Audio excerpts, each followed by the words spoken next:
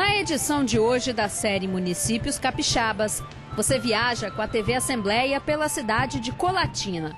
Polo da confecção, do granito e referência nas áreas da saúde e da educação da região noroeste do Espírito Santo, a Princesinha do Norte, como é carinhosamente chamada pelos moradores, é uma mistura de história, religiosidade, potencial econômico, artesanato e muitas belezas naturais e arquitetônicas. Até o início do século XX, quase 80% do território capixaba permanecia como mata virgem. Tirando os centros mais próximos do litoral, Vitória, Vila Velha, ao sul, mais ao sul, Itapemirim e mais ao norte, São Mateus, para o interior nós tínhamos pouca coisa. Nos arredores do Rio Doce, nós tínhamos Linhares, contudo, aos poucos, perto do final do século XIX para o início do século XX, uma vila do município de Linhares começou a sobressair, que foi a Vila de Colatina. O bairro mais antigo de Colatina é Colatina Velha. Começou lá por Colatina Velha. Um bairro pequeno, né, e tal, foi se expandindo e tal, até se tornar... Aliás, a Colatina Velha, essa Colatina já era uma homenagem à esposa do governador Muniz Freire. Por quê? No sul, já tinham batizado um novo município com o nome do governador, Muniz Freire. E ao norte, centro-norte, para homenageá-lo indiretamente, utilizaram o nome da esposa, Dona Colatina. E em busca de terras, aproveitando vários pedaços despovoados, houve uma tentativa de subir o Rio Doce contra a correnteza, de deslocamento para o interior, se ultrapassa Linhares e se vai na direção de onde hoje está Colatina. Enquanto Cachoeiro era chamada de Princesinha do Sul, Colatina vai ser chamada a Princesinha do Norte. Para lá convergiram não só brasileiros de outras regiões, fluminenses, mineiros, baianos, mas também estrangeiros, dentre os quais nós destacamos italianos, alemães, poloneses.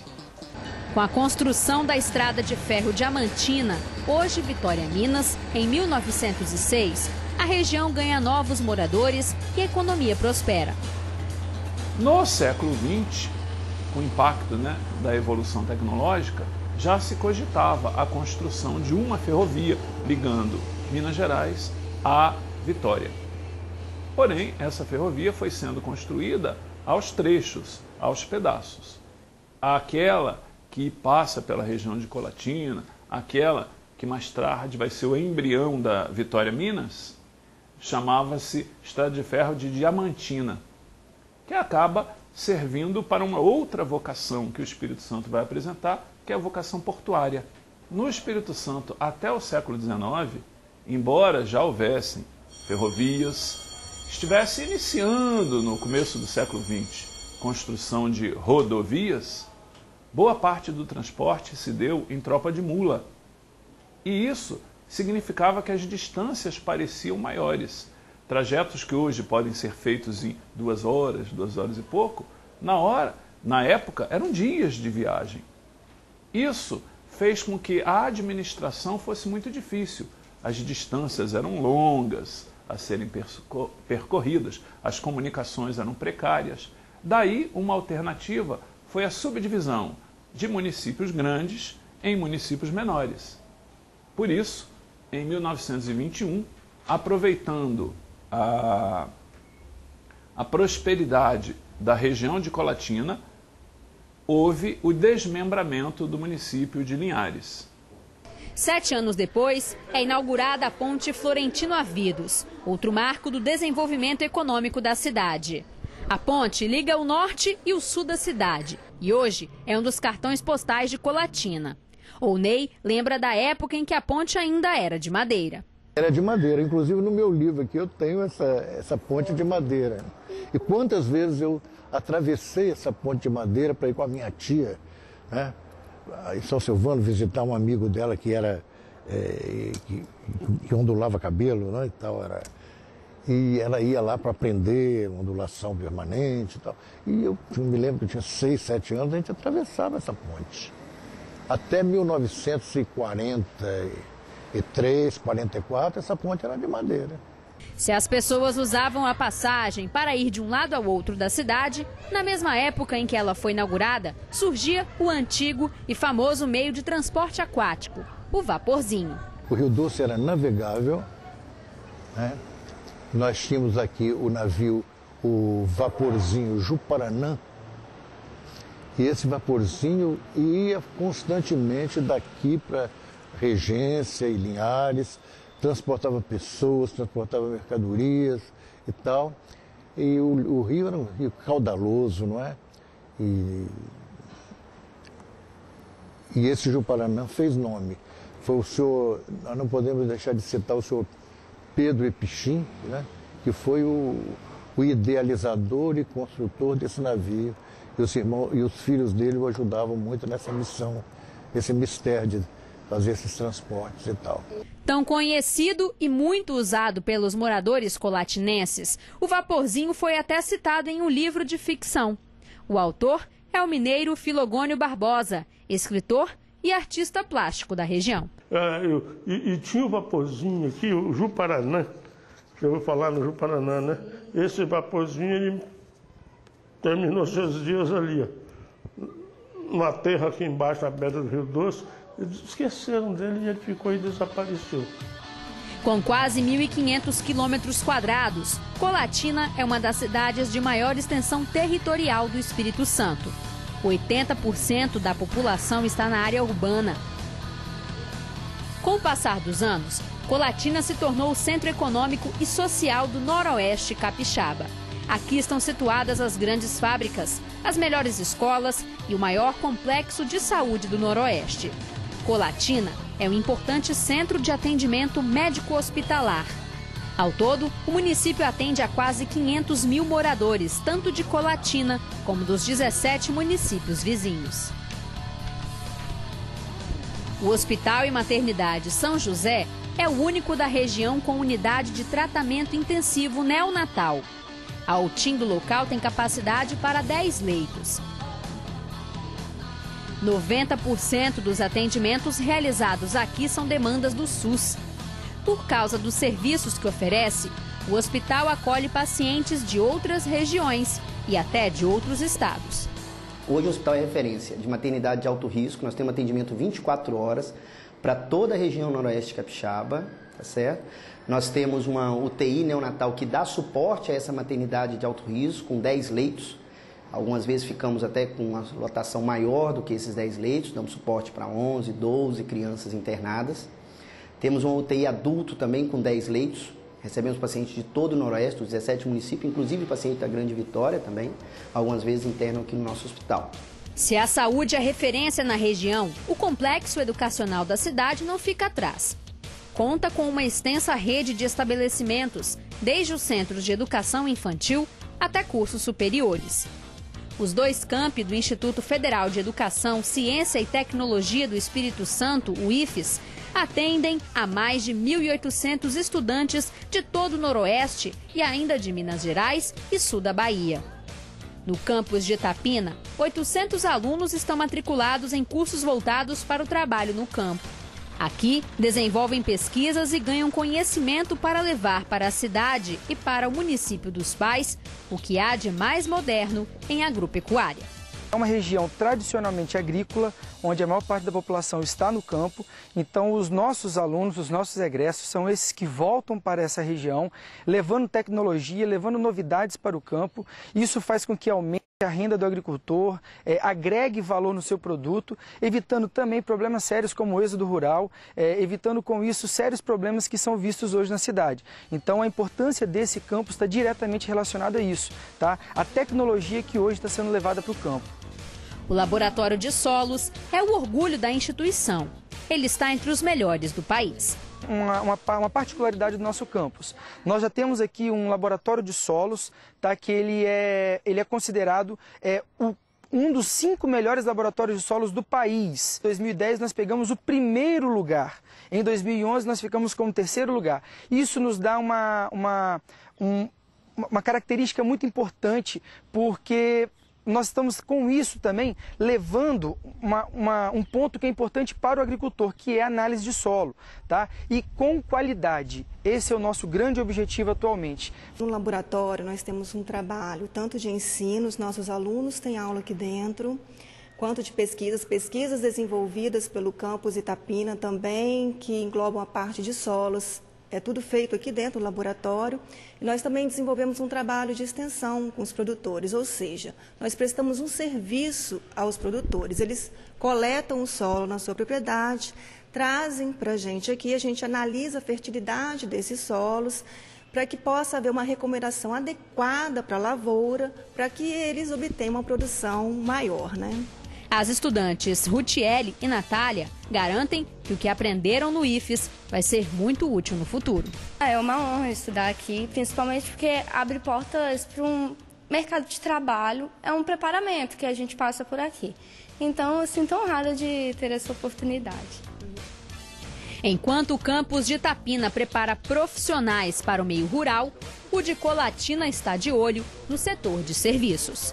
O IFES do campus Colatina, ele é na área mais de administração, saneamento ambiental, mais voltado para questões relacionadas aos grandes centros mesmo, né? E isso é importante porque nós conseguimos dessa forma, esses 2 campi no município de Colatina, atender toda a demanda do município, tanto a parte agrícola, tanto a parte urbana mesmo, né? Então nós conseguimos formar técnicos que vão atuar diretamente no mercado de trabalho do nosso município. E com razão. É no IFES que os empresários depositam a esperança de conseguir profissionais capacitados para atuarem na área que é a principal fonte de renda da cidade e da região, a confecção de roupas.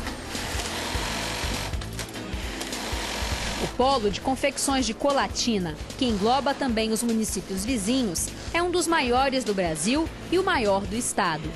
Nele existem cerca de 600 empresas. O setor gera mais de 15 mil postos de trabalho diretos para os 17 municípios que compõem o Noroeste Capixaba. Tanta importância que a cidade criou uma entidade para defender os interesses dos empresários. O Sindicato do Vestuário de Colatina possui 100 empresas associadas.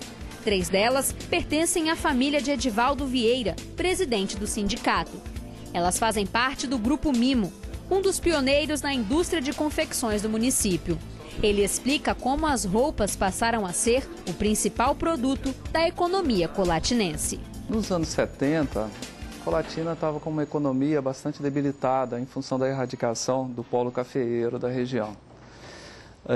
Os empregos praticamente desapareceram na região, na cidade, e alguns pioneiros iniciaram esse processo de confecção, processo de produzir roupa para venda através de representantes comerciais. Isso era uma forma de garantir empregos, porque a confecção ela tem uma característica importante, porque ela emprega intensivamente mão de obra. Daí, através desses pioneiros, surgiram os seguidores que viram que a atividade era uma atividade interessante, principalmente nesse aspecto de emprego de mão de obra, de uma forma intensiva, né? E surgiram as primeiras indústrias, então, na cidade. E a coisa caminhou bem, foi muito bem, de forma que hoje Colatina tem mais de 400 empresas. A região noroeste do estado do Espírito Santo, que acompanhou depois Colatina, a cidade de Colatina, tem mais de 200 empresas também, que totalizam, de uma forma geral, 600 empresas só no noroeste do Espírito Santo, que geram, em conjunto, mais de 15 mil empregos diretos. Então, foi uma atividade que realmente ela ajudou muito a cidade e a região a se reerguer economicamente. Foi com a confecção que o grupo cresceu e hoje mantém uma das marcas mais conhecidas do Brasil, a Lei Básica.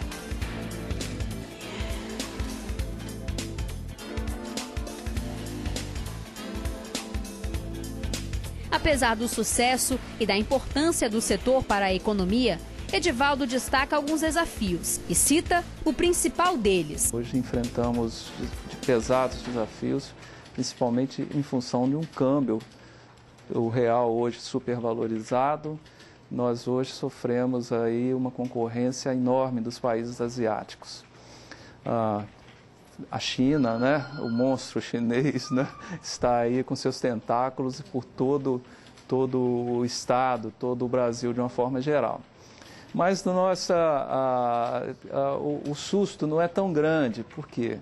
Porque, como eu disse, né, com muita criatividade, com muita qualidade, com uma dinâmica boa de entrega, com a proximidade do nosso cliente e com marcas realmente boas, que tenham a confiabilidade, a confiança do consumidor final, a gente acaba conseguindo concorrer com o quesito preço, né? Porque, na verdade, esses países asiáticos, eles trazem o principal diferencial deles é só o preço, então é pouco, né? E para garantir que a qualidade não mude, a mãe de Edivaldo, Dona Lourdes, não sai da fábrica. Ela está de olho em tudo. A empresária, bem que poderia estar em casa, descansando, curtindo a melhor idade. Mas prefere ficar aqui, trabalhando. Toda a tecnologia chegando e o conhecimento também, né? Porque a Findus tem o programa de qualidade que foi trazendo para cá e a gente foi se inserindo dentro de um programa de qualidade. Então, por exemplo, os consumidores de 40 anos atrás não são os consumidores de hoje. Hoje todo mundo sabe o que é uma roupa bonita, uma roupa bem feita, né? Ninguém compra mais lixo, todo mundo só compra se for bom, se for bonito, se tiver na moda, não é? E com isso eu estou aqui. Ainda, até hoje, não pretendo sair. Uma das apostas do sindicato é a construção do shopping atacadista, que ficará no bairro Honório Fraga. O shopping atacadista é uma forma de comercialização que já está muito difundida no sul do país e em algumas regiões produtoras de moda a nível de Brasil, como o Ceará, Pernambuco, Goiás, São Paulo, Rio de Janeiro e todo o sul do país. Então, hoje nós estamos chegando no estado do Espírito Santo, através de Colatina, com esse shopping de pronta entrega, que é uma proposta nova de trabalho comercial para alavancar cada dia mais, né, as empresas de confecção. Os setores de confecção, comércio e prestação de serviços fazem parte da base econômica da cidade. Juntos, eles correspondem a 66% da economia. Já a produção agrícola é responsável por 8% do PIB local. A economia de Colatina ela é bem diversificada, né? Colatina existe um polo de confecções, né? Que é um marco, né? na cidade de Colatina. A extração de rochas, né?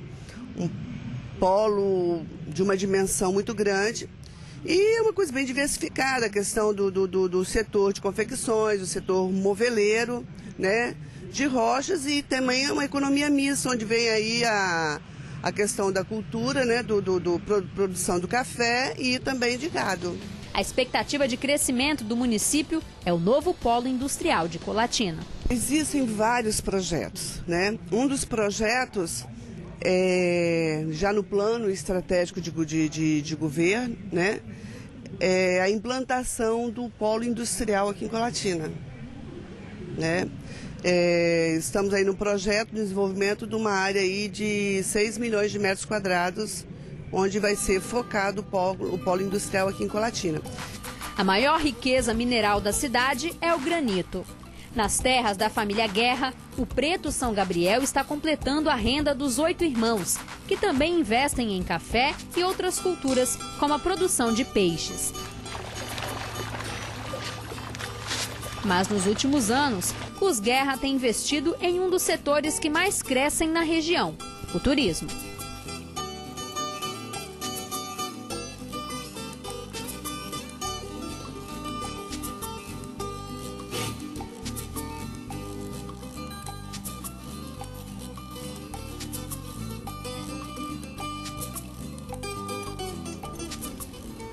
Seu Vitor, junto com um irmão, toma conta do Pesque Pague construído nas terras da família. Aqui, os pescadores encontram 9 tipos diferentes de peixes e podem consumir o que fisgaram no local.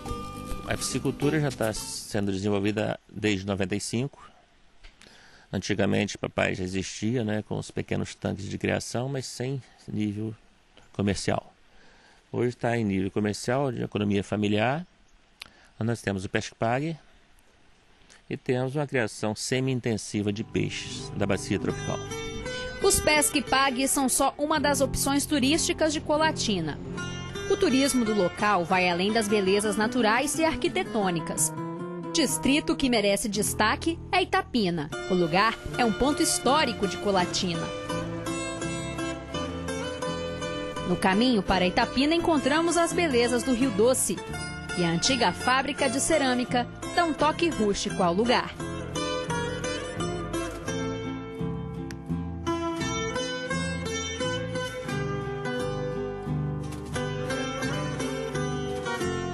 Na área urbana, os casarões construídos no início do século XX encantam os visitantes. Mas não há nada que chame mais a atenção por aqui do que a imagem da ponte inacabada. Ela começou a ser construída na década de 50, quando Juscelino Kubitschek era presidente. Na época, o café movimentava o lugarejo.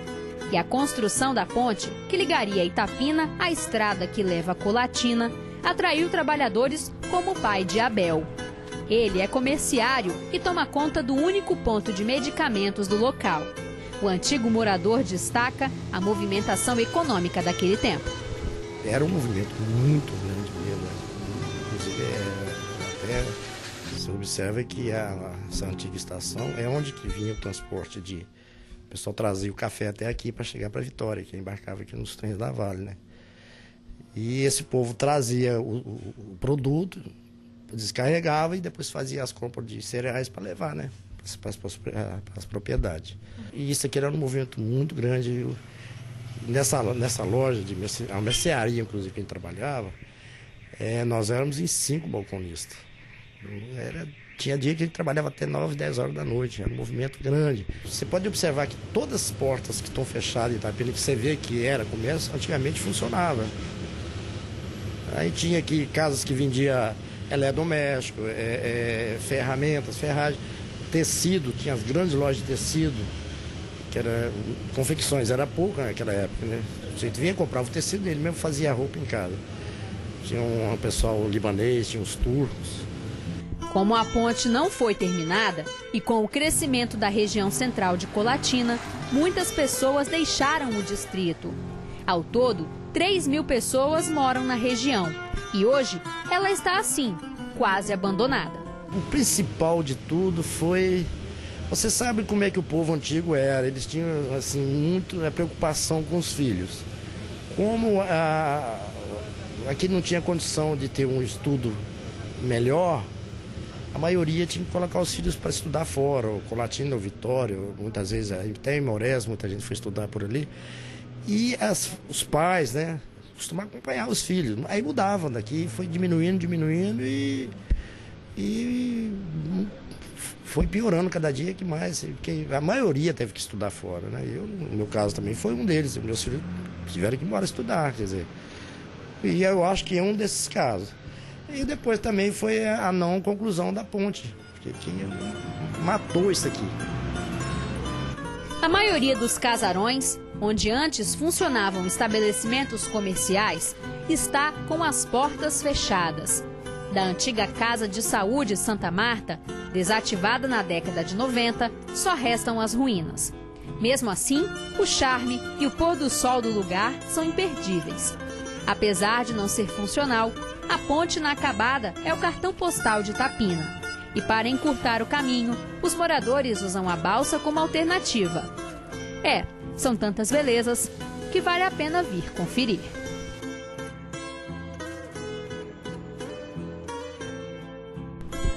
Voltando para o centro da cidade, encontramos outros motivos que enchem os olhos de quem visita Colatina. Para os religiosos, a Catedral do Sagrado Coração de Jesus é um lugar indispensável no roteiro turístico. Construída na década de 50, hoje a igreja é a sede da diocese do município. Quem conta essa história é a pedagoga Jussara Richa. A história propriamente da catedral, ela começou em 1950. Então, a pequena capela que havia neste local, em 1952, ela já começou a sofrer as transformações até chegar a essa maravilha que nós temos hoje. Na época do início da história, o cônego Geraldo Meyers, que era um alemão muito determinado, ele era o pároco. Então foi ele que entregou o pedido do projeto arquitetônico da catedral a um arquiteto muito famoso italiano, Benedetto Callisto. Então, foi ele mesmo também que fez o projeto do Santuário de Aparecida, né? E, assim, foi um processo muito longo, porque exigiu muito, né, de investimento e tudo. E a comunidade de Colatina abraçou essa causa, o apostolado da oração trabalhou demais, as ligas católicas, né, os participantes de comunidades da igreja, todo mundo participou e o Padre Geraldo conseguia muitos recursos também da Alemanha. Todos trabalharam muito para efetivar esse projeto de construção da nossa catedral. Na realidade, ela só foi confirmada, abençoada como catedral em julho de 1997. Aí ela passou a ser a Catedral do Sagrado Coração de Jesus e não mais a matriz, porque aí Colatina já era diocese. São tantos detalhes que é difícil até dizer qual impressiona mais. Pode ser a réplica da Pietà de Michelangelo ou os vitrais trazidos da Europa. Os vitrais, eles são reluzentes, quando bate a luz neles, inclusive há esse projeto atual de se colocar uma iluminação direta para à noite eles mostrarem a sua beleza, porque sem a luz do sol eles não reluzem, né? Então esses vitrais eles foram colocados por um austríaco e em decorrência disso, na entrada da catedral tem um emblema da Alemanha por causa do Padre Geraldo Meyers e um austríaco por causa dos vitrôs. Todas as paredes da catedral são decoradas com os vitrais. Os temas remetem a passagens bíblicas e retratam principalmente o Sagrado Coração de Jesus, padroeiro do lugar. A igreja fica aberta aos fiéis todos os dias e o responsável por manter o local limpo e bem cuidado é seu Marino Falqueto. Toda semana ele repete a mesma rotina. Sobe as escadarias internas da catedral para manter os 3 sinos e os relógios da torre funcionando. Aqui eu coloco óleo nele e tudo. Eu tenho que vir cá e acertar ele, que ele está um pouco adiantado. A prefeitura reconheceu a importância cultural e arquitetônica da igreja. Através da lei municipal 5.246 de 2008. A catedral hoje é um patrimônio municipal e área de cultura e religiosidade. E é tão assim preservada que no entorno da catedral, numa área de 50 metros, nada pode ser construído que afete a visão da catedral ou a sua característica religiosa. A religiosidade é mesmo um marco de Colatina. Subindo os morros da cidade, encontramos o Cristo. Lá está ele, imponente, com 35,5 metros de altura. Pode ser visto de vários pontos do município. Inaugurada pela prefeitura em 1975, a estátua gigante fica no bairro Bela Vista, na região central da cidade. Foi construída pelo arquiteto Antônio Francisco Moreira. Na época, ela foi considerada a 2ª maior estátua do Brasil, ficando atrás apenas do Cristo Redentor do Rio de Janeiro, por apenas 2,5 metros. E lá de cima, é possível ver as cores mais conhecidas da Princesinha do Norte, o pôr do sol, que na década de 60 foi considerado um dos mais lindos do mundo.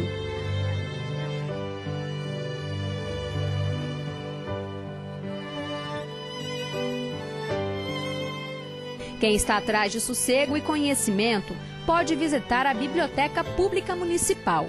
Ela funciona no antigo armazém da estação ferroviária, doado pela Vale ao município na década de 80, no bairro Esplanada.